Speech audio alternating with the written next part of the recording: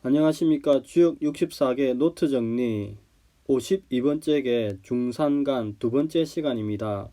전체적으로는 20번째 노트 정리입니다. 저번 시간에 이어서 중산간의 개별효에 대해서 노트 정리한 것을 같이 한번 보겠습니다. 먼저 한자를 같이 한번 읽어보겠습니다. 자, 초육, 간기지, 무구, 이영정. 간기지, 무구, 이영정. 초육은 그 발꿈치에 머무니 허물이 없으니 영원히 발음이라야 이롭다. 상활, 간기지 미실정야. 그 발에 머무른다는 것은 바른 것을 잃지 않음이니라. 이렇게 이야기합니다.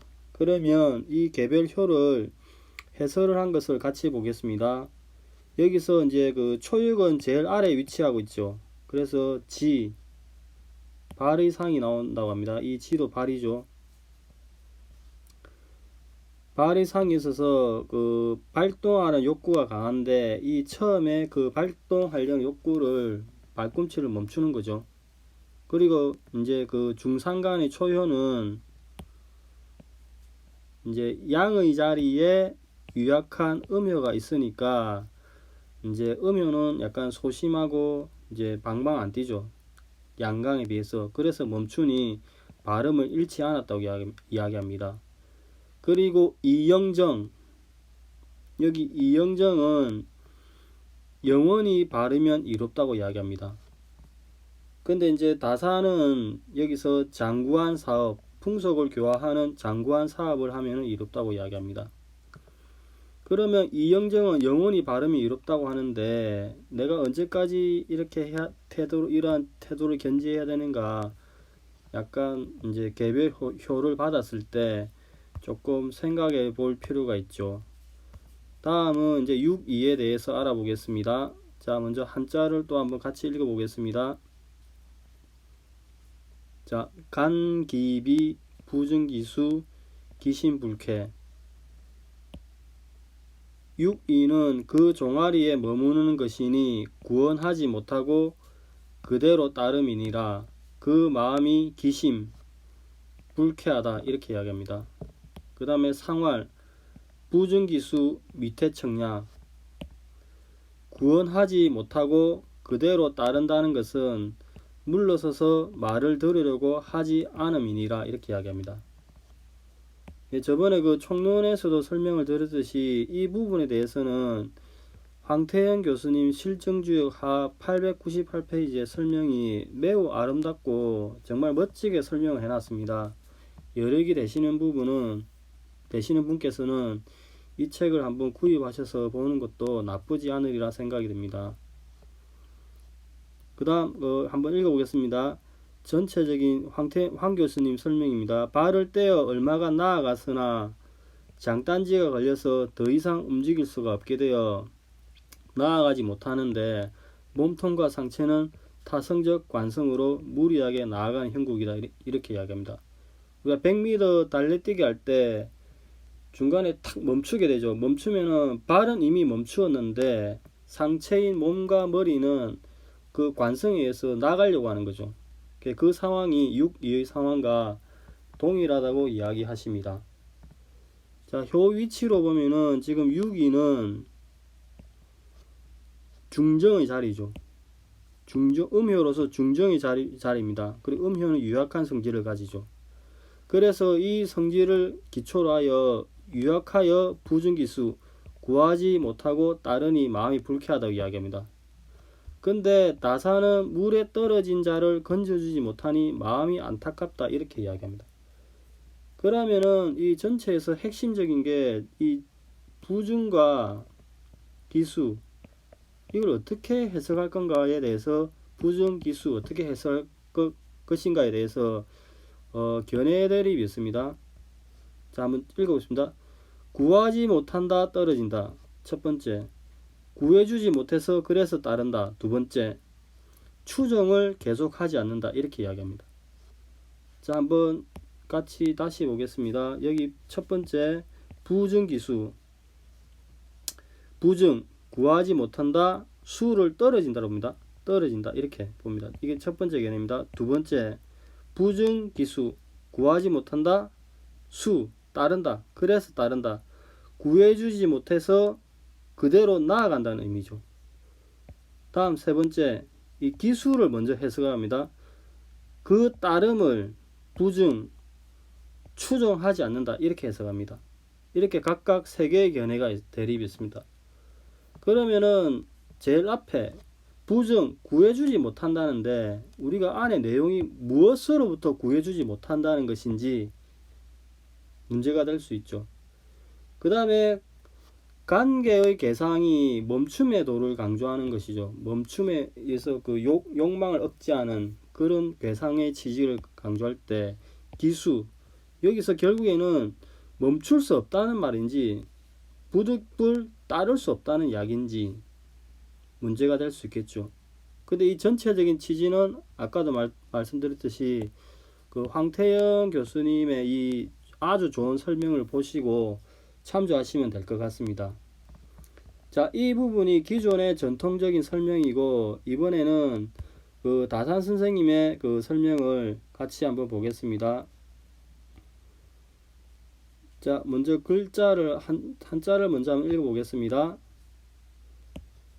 간기지 무구 이영정, 그 계속 나아가는 발꿈치를 멈추니 허물이 없을 것이다. 장구한 사업에 이루을 것이다. 상활, 간기지 미실상냐, 상활, 그 계속 나아가는 발꿈치를 멈추는 것은 아직 올바름을 잃지 않은 것이다. 이렇게 이야기합니다. 자, 물상을 한번 도출해 보겠습니다. 자, 여기가 중산간 봉계입니다. 봉계의 초효가 이렇게 변화해서 이제 지계로 됐죠. 그리고 이 지계의 목에는 지천태입니다.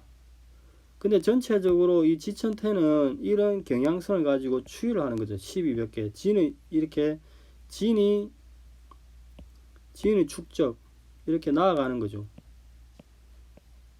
쭉 이렇게 나아가는 거죠. 즉 태계에서 앞으로 나아가는 경향성인데 내천태, 내천대장, 택천계, 중천근 이렇게 나아가는데 여기서 이제 이 지천대에서 이렇게 추이를 하게 되면은 간이 2에서 6, 진의 반이 나아가는 게 여기서 멈추죠. 간에서 멈춤이 이루어집니다. 즉 추이로 2에서 6으로 나가면은 진의 발이 나아감이 멈추게 되니까 간기지 그 발꿈치에서 멈춘다는 상이 나옵니다. 그리고 무구는 6이 2로 내려와서 이제 여기 있던 음이 2로 내려오니까 합당한 지위를 얻는다 이렇게 이야기합니다. 자, 영정은 그 오래된 일, 오래 걸리는 일, 이 말은 그 백성을 교화하는 일을 교화하고 풍속을 순화시키는 일이 오래 걸리는 일이라고 합니다. 자, 여기 최초에 봉계가 있습니다. 봉계는 풍지간으로 닿고 이 중산간은 초효가 변해서 이렇게 지계가 됐습니다. 즉 여기서 그 봉계의 목에 풍지간에서는 이렇게 손의 교화가 있는 거죠. 근데 이렇게 추이하여서 하더라도 손의 교화가 있더라도 여전히 간의 미혹함이 있다고 이야기합니다. 자, 설명을 보면은 관, 손의 교화가 있었으나 백성들의 풍속이 변하지 않고 여전히 간의 미혹함이 있다고 이야기합니다. 이 상황에서 이렇게 초효가 변하면은 이제 이렇게 리가 형성되고 여기도 리가 도출이 되는 거죠. 그래서 효변을 하게 되면은 리로서 예를 갖추고 수신하니 상하가 빛나고 아름답게니까 사업을 오래 하기에 이롭다. 즉 덕이 끝없이 하는 영속적인 사업에 유리하다. 백성을 교화하고 풍속을 순화시키는 오래 걸리는 사업이 유리하다고 이야기합니다. 그 다음 미실정, 그 발음을 잃지 않는다고 이야기하는 것은 중산간 여기 봉계에서 초효가 변해서 지계가 되고 이 지계 목에는 지천태로 왔습니다. 근데 이 지계 목에인 이 건이, 자 여기가 건이죠. 이렇게 추위를 하더라도 여전히 리가 있는 거죠. 그래서 이걸 어떻게 설명하면 우리가 건곤감리를 4개의 바른 정계라고 이야기합니다. 지금 태극기 할 때 한번 했죠. 그래서 그 건이 리로 변하더라도 정이 정으로 변하니까 올바름을 잃지 않았다. 이렇게 설명을 하십니다. 다음은 6.2에 대해서 알아보겠습니다. 먼저 한자를 같이 한번 보겠습니다. 자, 간기비 부정기수 기신불쾌 그 장단지를 멈추니 더 이상 갈 수가 없어서 그 물속에 떨어진 자를 건져주지 못하니 마음이 매우 안타깝다. 상활 부정기수 밑에 청냐 상활 그 물에 떨어진 자를 건져주지 못하는 것은 물러가서 물가로부터 멀리 떨어져 있으라는 말을 듣지 않았기 때문이다. 이렇게 이야기하십니다. 자, 간기비를 한번 다시 여기 이제 물상을 한번 찾아보겠습니다. 자, 여기 보면은 이제 본계가 이렇게 있고 중상간이 있고 두 번째 효가 변해서 이렇게 손의 다리가 나오죠. 산풍고가 되는 거죠. 그 다음에 이 지게의 목에는 지천태가 되는 거죠. 비는 우리가 장단지를 이야기합니다. 그래서 이 지게의 목에 최초에는 이 건이 이제 건장하게 강건하게 진행을 하는 거죠. 그래서 이렇게 추위를 이렇게 하게 되면은 여기서 간의 멈춤이 나오는 거죠. 즉 추위를 하게 되면은 간이 막아 멈추게 되죠. 그래서 그 장단지를 멈추게 한다는 상이 나옵니다. 그 다음 부정기수를 보겠습니다. 최초에 이제 자, 여기에 본계가 있고 지게가 있고 지게의 모계가 있죠. 자, 여기 이제 고원의 무리들이 동행을 하고 있었는데 추위를 하게 되면은 가장 앞서가던 이 하나가 이렇게 내려오게 됩니다. 이 하나는 결국에는 이렇게 물 아래 빠진 거죠. 근데 이미 여기 있던 친구 둘이는 강을 지나갔죠.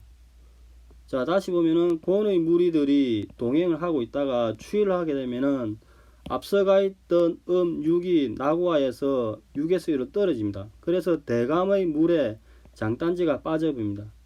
그리고 이미 2명의 친구들은 진의 길 위에 올랐습니다. 그러면 이 빠진 음을 구원할 수 있느냐? 이 간의 손으로도 구원을 하지 못하니까 이제 안타깝다 이렇게 이야기합니다. 즉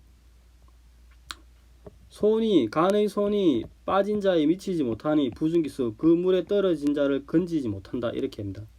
그래서 그 물을 던지 못하니 마음이 고통, 내 마음이 편하지 않다 이렇게 이야기합니다.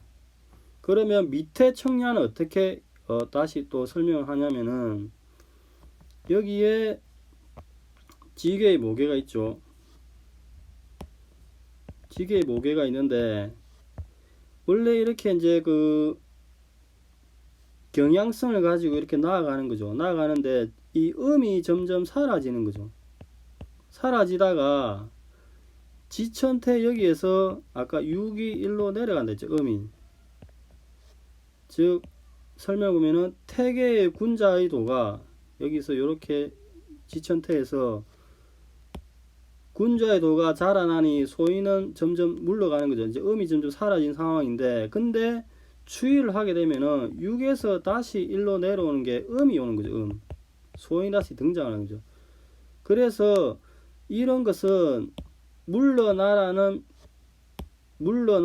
명령을 듣지 않았기 때문에 결국에는 물에 빠진 불상사가 발생했으니까 이것을 구하지 못하는 데 대해서 이제 내 마음이 말을 듣지 않았다 이런 이야기를 하는 겁니다. 부정기수 물속에 떨어진 자를 여기 보면은 그 장단지를 멈추니 더 이상 갈 수가 없어 그 물속에 떨어진 자를 건져주지 못하니 그 내 마음이 안타깝다 이렇게 합니다. 그리고 물에 떨어진 것은 물로부터 떨어져 있어라는 말을 듣지 않았다. 밑에 청냐 이렇게 설명을 하십니다.